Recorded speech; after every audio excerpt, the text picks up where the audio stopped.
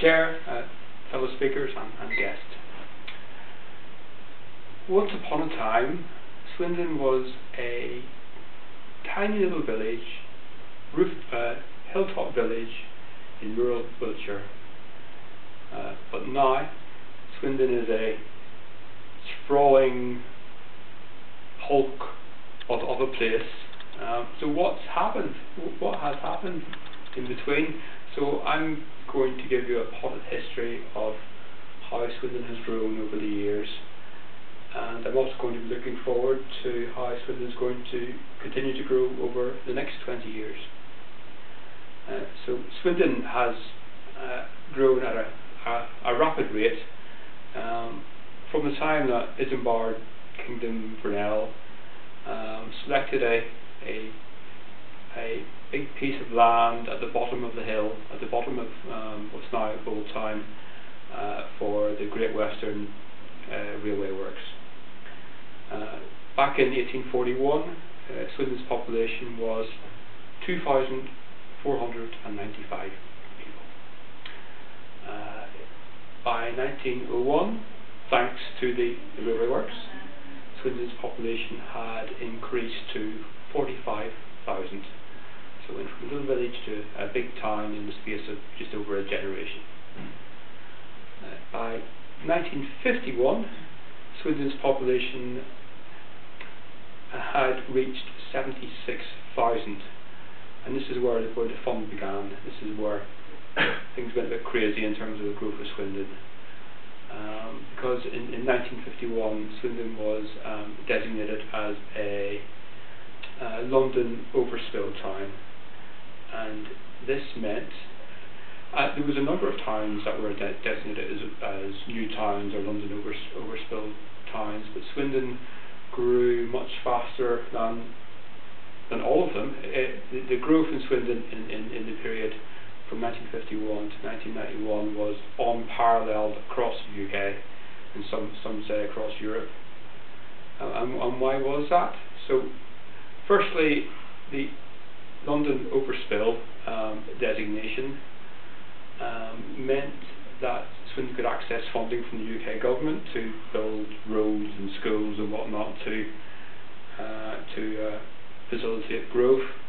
It also enabled Swindon to purchase, or requisition, probably more accurately describes it, land from private landowners at agricultural value. So basically, you could force landowners to sell land to the town for agricultural value to build houses on. So that was the first reason why Swindon grew so rapidly. But as I said, a number of other towns and places had this London overspill designation, and there was also new towns as well.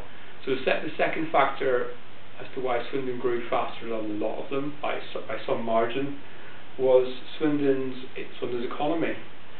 So Swindon was a boom town from the 1950s through to the end of the 1980s. So people flocked to Swindon for work. So back in the 50s, you had presses, you had Vickers expanding rapidly. You had the Swindon Pressings work, and then through to the 80s, you had Honda. So all these big factories and other enterprises locating and flourishing and growing in Swindon. So Swindon's economy was booming, and that just pulled people in from all over UK and beyond. So it was an interesting period. The 1950s must have been a strange time for Swindon. So you had all the locals with their West Country accents, and then you had all these Londoners pouring in with their Cockney accents. So it was almost like Chaz and Dave's meets the Wurtles, and this fusion. It must have been a funny period for the time. So Londoners saw Swindon as almost like a new Jerusalem. These big homes on lots of green spaces. So Swindon was I think a step up from the inner London, bombed out London after the war. So So a remarkable period of growth for Swindon from 1951 up to 1991. So in that period the population doubled from it was 76,000 in 1951, and by 1991 it was about 148,000, so it more than doubled in that period. From 1991 onwards, Swindon grew at a less dramatic rate, but nonetheless it still grew in relative terms. So in relative terms it grew less rapidly than the preceding decades, but it still grew at a fair lick. And by so from 1991 to today, so today's population, the population of Swindon is 195,000, and the wider borough, the municipal borough, is 225,000. So that includes Highworth and Wroughton and Womber and Lunson. So Swindon has grown at a fair lick over the years. So here we are today, population of Swindon 195,000, and the question is, what's going to happen next? Is Swindon going to continue to grow?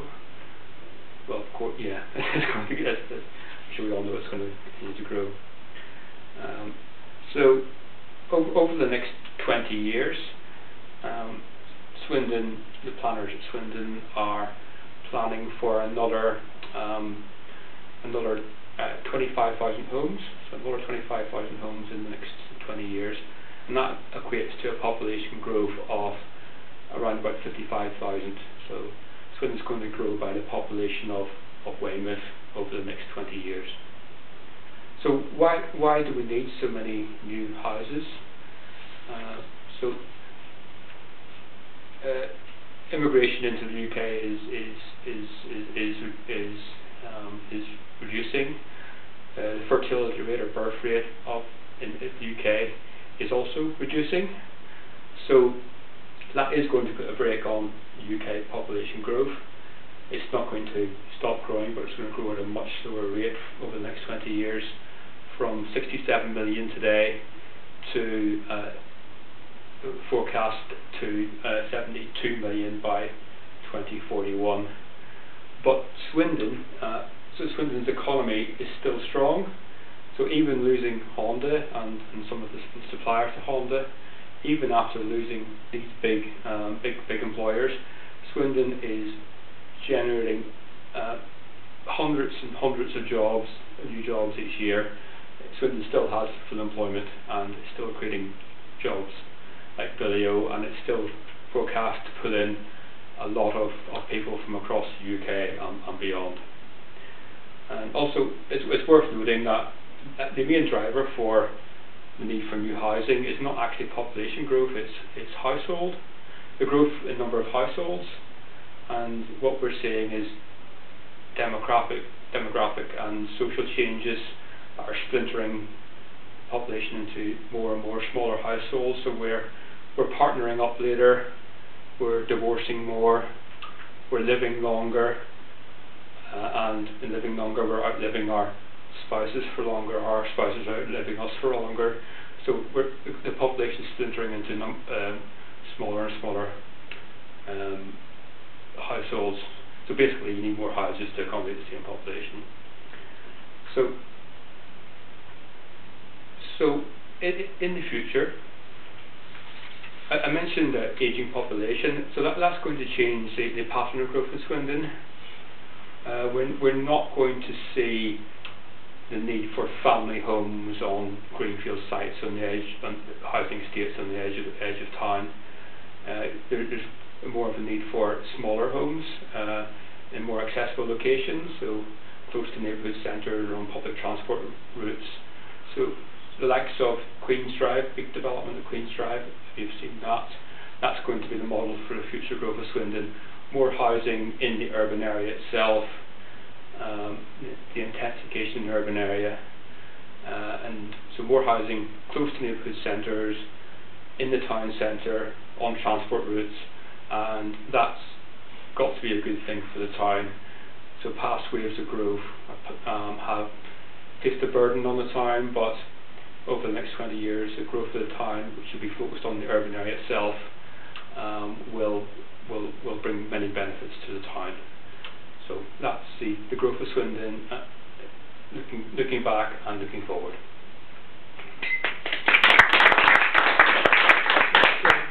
Sorry, don't go. Are you happy to take questions? Yes. Yeah. Okay. Can I start? How much of the strong economy is actually based on house building? What was worried to me is kind of this thing that we go on building houses, so there's lots of work for lots of people building houses, everyone from carpenters to bricklayers to whatever. I just wonder how much of that is in the economy. Yeah, construction sector is one of the biggest sectors in the UK economy, and it's a big sector in the Swindon economy, but it's not the biggest. There's other bigger sectors in the Swindon economy, so it has an impact, but it's not the main driver for Swindon's economic growth. What's the biggest sector then? The Swindon economy is strong for a number of reasons. It's strong because it's diversified. So banking is very big in Swindon, engineering and manufacturing is very big in Swindon, IT is very big in Swindon. So I couldn't point to one sector, but we've got lots of sectors where Swindon is very strong and it's employing a lot of people.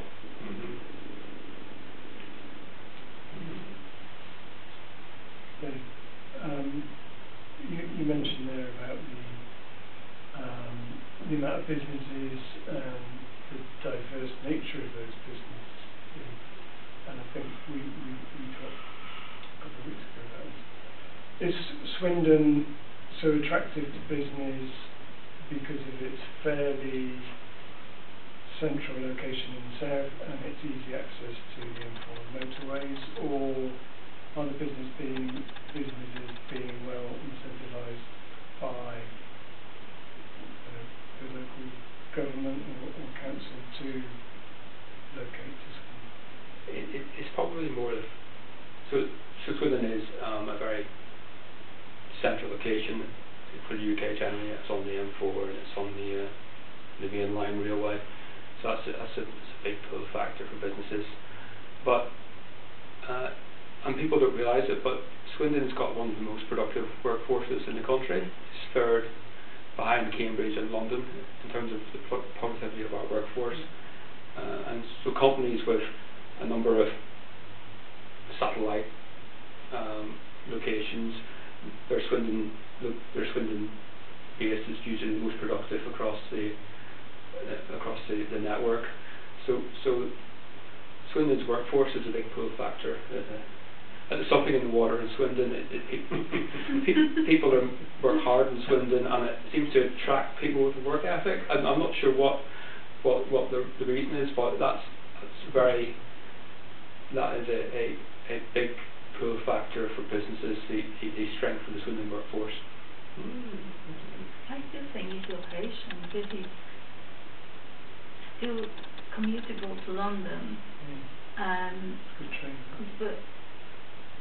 But it's very close to M4, so I think it's still location is a massive factor of it, because the next one is Bristol. Bath is more away from motorway. Yeah, I expect you're right. That location factor is probably the biggest factor, but this productivity and the strength of the workforce factor is less well known. But businesses know. Big businesses know that Swindon is a great place to locate, because businesses tend to flourish. Swindon, Honda, etc. Honda apart, but businesses do tend to do well and make a lot of money in Swindon. So what is the next big business coming to Swindon? The next big name that we're gonna have? Yeah, well, it's not very exciting, but Amazon are setting up on the A4 just opposite the police station, and they're employing, I can't remember what the figure is, but it's about over 1,000 people. They're teaching all the drivers here. Yeah, so it's not very exciting. It's not part of our engineering pedigree and things like that, but it's still going to be a big employer. All right. Just a quick one. Any idea what the future of the Honda site is going to be? Yeah, it's not terribly exciting. It's going to be a mixture of logistics and manufacturing. Hopefully, a bit more manufacturing, but we suspect it'll be mostly logistics. Which Nothing is wrong with logistics. We love logistics. We love logistics. Comes back to location. So the Honda site's been bought by a company called Panettone.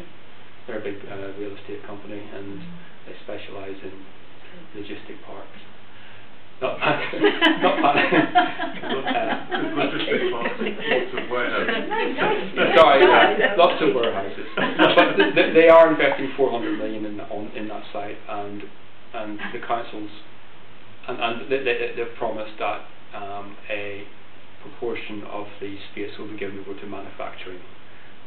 So the rest will be worrying. So it'll be even harder to get on the A24. Great. Yeah. So it's not terribly exciting. Yeah. Just one quick one. I was always under the impression that Swindon was becoming a dormitory town for people to go and work in Reading and Bristol. Is that not the case? No, there is. Yeah, yes, that's correct. So house prices in Swindon are less than Reading and Bristol, Bath and Oxford, and people are moving to Swindon because of the affordability levels, and we are seeing an increased commute. Some of the new estates being used as almost commuter estates to the likes of Oxford. So Tadpole, Garden Village,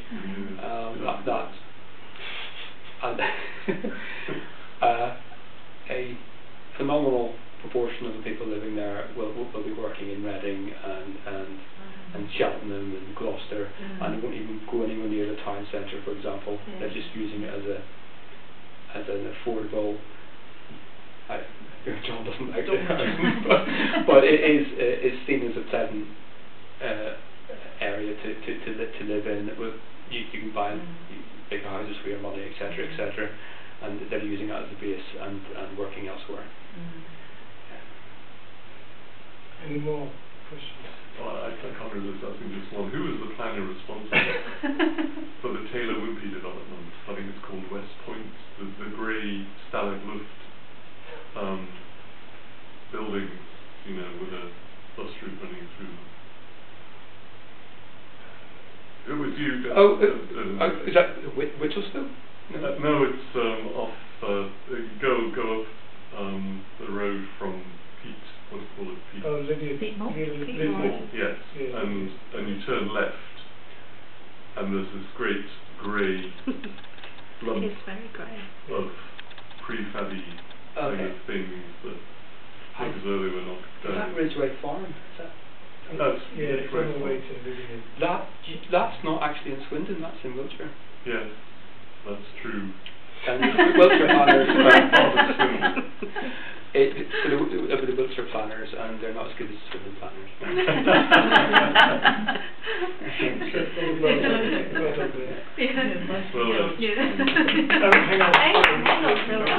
going to do the close vote.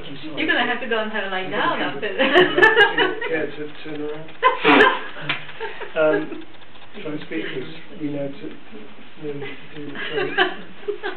No, you're looking in there. So, David's speech, excellent speech about Swindon onwards and upwards was to inform. So please, if you have been informed, you raise your hand. Thank you very much, Mr. Gillett.